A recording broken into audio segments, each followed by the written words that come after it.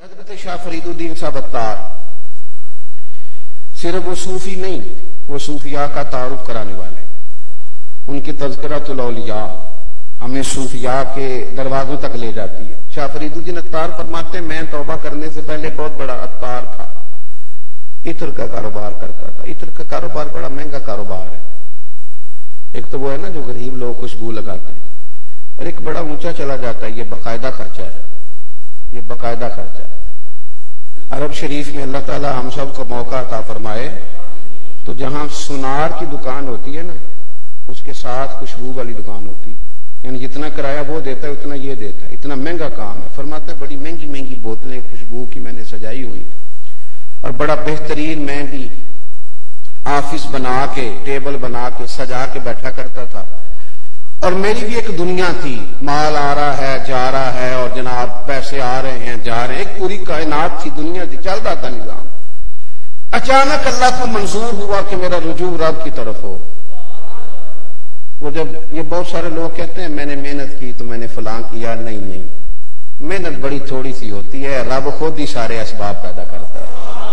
میری طرح کے بہت سارے لوگ ہیں وہ کہانیاں سنائیں کہ ہم نے محنت کی تو ان کی اپنی مرضی ہے، ورنہ یہ تو ان کا کرم ہے کہ روک ان کا ادھر ہے، کرم سے زیادہ کچھ نہیں۔ محنتوں سے کام چلتا تو بڑے بڑے محنت کرنے والے لوگ، یہ تو خدا کا فضل ہے، وہ انتخاب کر لیتا ہے، اور کسی وقت یہ انتخاب بطور آزمائش بھی ہوتا ہے کہ اس بندے کو کچھ عزت دے دی، اب یہ کہاں کھڑا ہوتا ہے، کیا بولتا ہے، کیا سوچتا ہے۔ دوستو حضرت شاہ فرید الدین فرماتے ہیں اللہ کا ارادہ کرم ہوا کہ میرا رجوع رب کی طرف ہو تو ایک بزرگ آ گئے سودا خریدنے، سودا لینے کے لیے بازار گئے ہم، اور ہاتھ اس کے بکے جس کے خریدار گئے ہم۔ وہ سودا لینے کے لیے آ گئے، انہوں نے نا 2 4 5 بوتلیں دیکھی خوشبو کی، تو میں ایک اچھا سیل مین تھا، بزنس مین تھا، میں نے کہا بابا جی کو خاص چیز چاہیے، میں نے کہا بابا کو خاص چیز چاہیے، تو بابا جی کہنے لگے نہیں، تو کہا بیٹے بابا جی کیا دیکھ رہے ہیں، میرے پاس اور بھی سامان ہے دکھاتا ہوں، آپ بتائیں۔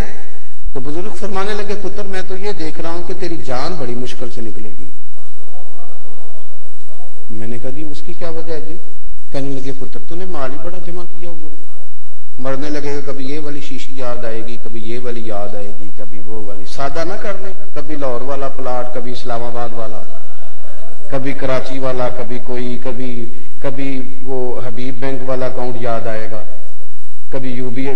تو کیسے مرے گا اتنا کچھ چھوڑ کے؟ جتنی بندہ محنت کرے، اتنی سہولیات جمع کرے ڈرائنگ روم میں، پھر مر جائے۔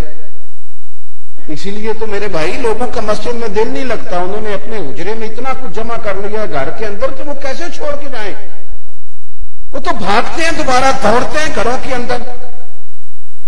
فرماتے ہیں تو نہیں مرے گا، بڑا مشکل ہو جائے گا، یہ اتنی چیزیں چھوڑ کے کیسے مرے گا؟ تو کہتے میں دنیا دار تھا، مجھے غصہ آیا، میں نے کہا بابا میری جان مشکل سے نکلے گی تو تیری کیسے نکلے گی؟ تو کہنے لگے پتر ادھر آ دکھاؤں۔ میں قریب گیا، بابا جی فرش پہ لیٹے، کلمہ پڑا، روح پرواز کر گئی، عرش فرشتے بانگا ملیاں، مکے پہ گیا شور، بلے شاہ آسا نہیں مرنا، تے گور پہ آ کوئی اور، تے نالے بارش شاہ وہ کدوں مر گئے جنہ کیتیاں نیک کمائیاں نے، وہ کدوں مر گئے؟ کہنے لگے اس طرح مر جائیں گے۔ دیکھیں نا غریب 500 سال پہلے امیروں سے جنت میں چلے جائیں گے، 500 سال، جہاں 1000 سال کا دن ہے وہاں 500 سال پہلے حضرت بلال جیسے لوگ اللہ اکبر یہ قیادت کریں گے اور سب سے آگے آگے جنت میں۔